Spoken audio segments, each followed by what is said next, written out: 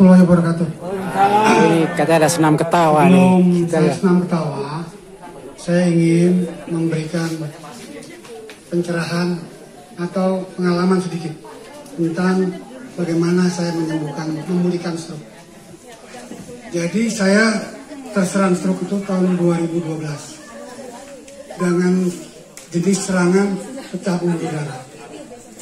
Parah sekali keadaan saya ketika itu, ada kelainan. Jadi barangkali bisa dijadikan alternatif. Jadi jangan kemudian mengatakan tidak mungkin dan menyatakan bahwa saya sok tahu. Saya ingin bercerita karena saya harus melewati cerita ini. Jadi saya adalah orang yang ketika stroke sangat menderita. Sangat menderita. Saya sebatang kara. Jadi tidak ada orang yang mengurus saya.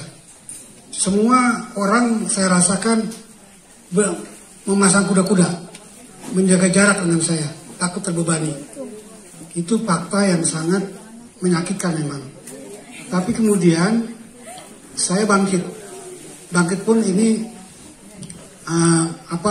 banyak yang tidak bisa saya ceritakan. Yang jelas saya ingin bercerita menyampaikan bahwa saya dalam kondisi itu seperti orang yang berada di tengah lautan, tiba-tiba gelap gulita dan tidak tahu hendak kemana. Itu yang terjadi dengan saya. Nah sekarang saya ingin memberikan inspirasi kepada semua. Kenapa kok saya bisa? Ya kan, saya pernah jalan Bandung-Jakarta, bahkan kemarin Jogja-Bandung. Bahkan saya sekarang menjadi motivator karena saya YouTuber toh. YouTube saya, channel saya analisa stroke dan sudah termonetasi dan sudah mendapatkan pendapatan. Dan kemudian saya aktivis stroke, saya bertanya kemana-mana tentang stroke. Nah, jadi teman-teman semua, saya adalah orang yang sembuh stroke dengan biaya yang sangat murah, dengan sangat sederhana.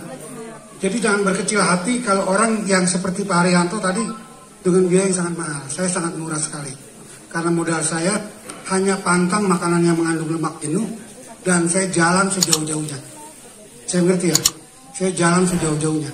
Seperti tadi tuh, jalan dari mulai yang keseimbangan itu, saya berpikir sendiri, tidak berdasarkan diajarkan fisioterapi. Bagaimana cara saya menjaga keseimbangan? Saya dulu pernah dimarahi di Alfamart. Saya masuk, saya tabrak itu rak, terbalik-balik karena keseimbangan gak ada. Jadi karena saya jalan dan ternyata saya simpulkan bahwa jalan di tempat ramai, di pasar, di jalan raya itu membuat kita seimbang. Percaya tidak? Saya buktinya. Ketika saya dalam keadaan tidak seimbang itu saya paksakan jalan. Karena memang saya harus jalan. Ternyata saya bisa seimbang.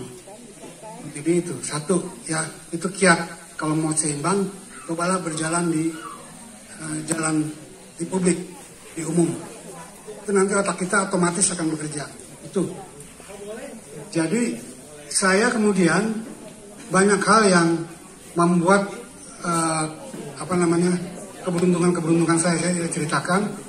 Tetapi saya ingin menyampaikan tentang lemak jenuh. Jadi persoalan orang stroke itu hanya lemak jenuh. Saya katakan hanya lemak jenuh. Ini pengalaman saya. Saya mau bercerita mengapa saya mempunyai peta jalan. Peta jalan ini istilah saya yang saya sampaikan di Unpad kemarin dan ini diadop di mana-mana. Peta jalan pulih stroke. Jadi peta jalan ala saya. Jadi yang pertama adalah lemak jenuh.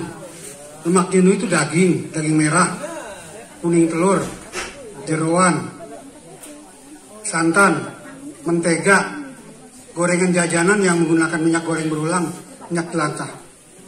Nah itu kalau kalorinya dibakar maka dia menjadi kolesterol baik namanya. Itu HDL.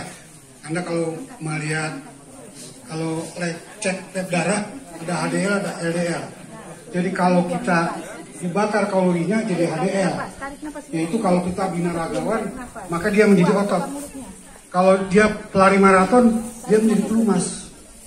Pemain sepak bola misalnya. Nah, Tapi kalau tidak dibakar kalorinya, maka dia menjadi sampah. Sampah itulah yang kita namakan kolesterol jahat, dan itu sangat berbahaya.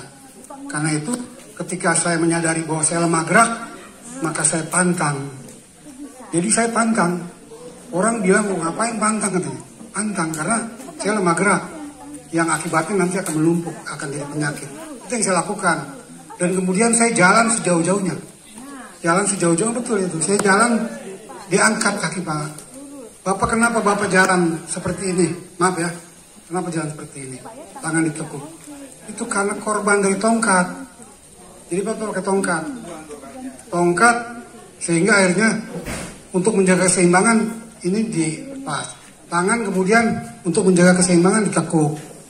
Itu. Dan kemudian kalau stroke itu kan mengejar dengan waktu. Begitu kita telat saja mengolah tubuh kita, permanen.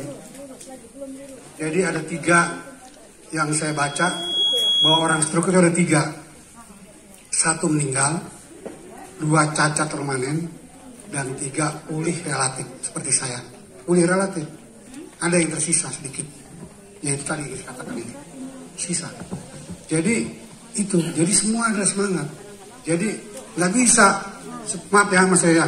Mas Yoyo nggak bisa. Mas Yoyo itu kaki masih begini kemudian asik bermotor-motoran. Maaf ya. Teman sahabat saya sampaikan. Sahabat yang baik itu harus menyampaikan yang baik. Contoh. Ketika saya di pinggir jalan misalnya. Di pinggir jalan nih. Kemudian mobil masih jauh. Kemudian Bapak tarik tangan saya, Mas tarik. Saya marah nggak? Marah kan? Karena masih jauh. Tapi kalau mobil sudah di dekat saya ditarik kemudian saya luka, saya marah nggak? Tidak, berterima kasih saya. Nah, saya sarankan kepada teman-teman yang kondisinya masih bisa diperbaiki, perbaiki dulu. Jangan beraktivitas yang lain yang menyebabkan lambat di dalam penanganan. Kaki itu yang paling mudah. Jadi saya katakan, orang itu pulih stroke, ini berdasarkan bacaan ya. Orang itu yang tangan itu hanya melakukan gerakan pengulangan. Gerakan pengulangan, fisioterapi itu, gerakan pengulangan. Jadi gerakan pengulangan itu adalah untuk menguatkan otot, dan yang kedua adalah mengembalikan fungsi saraf. Saya mendapat dari dokter bahwa sel saraf yang mati akan digantikan oleh yang hidup. Gerakan pengulangan. Jadi kalau kita jalan, itu gerakan pengulangan. Kita bersepeda, gerakan pengulangan. Kita gimnastik, gerakan pengulangan. Bersepeda, gerakan pengulangan.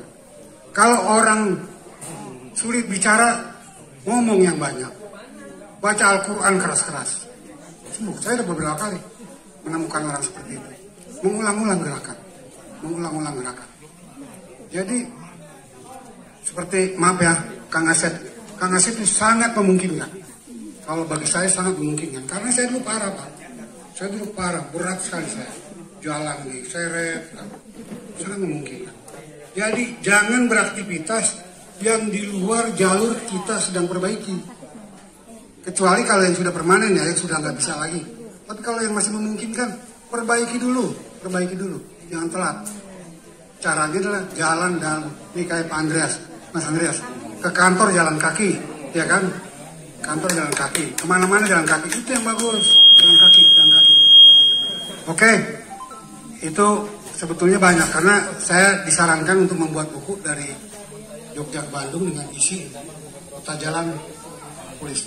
Tapi nanti saya minta saran dari Dokter Nurman dari mana-mana ya. Nah sekarang kita sampai pada senam ketawa ya. Ayo, stroker kumpul, kita mau senam ketawa. Nah,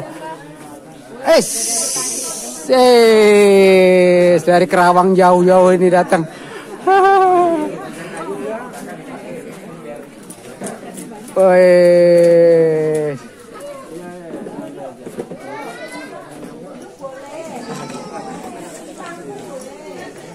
Ayo, silakan, sini. Ayo ibu, biar bu.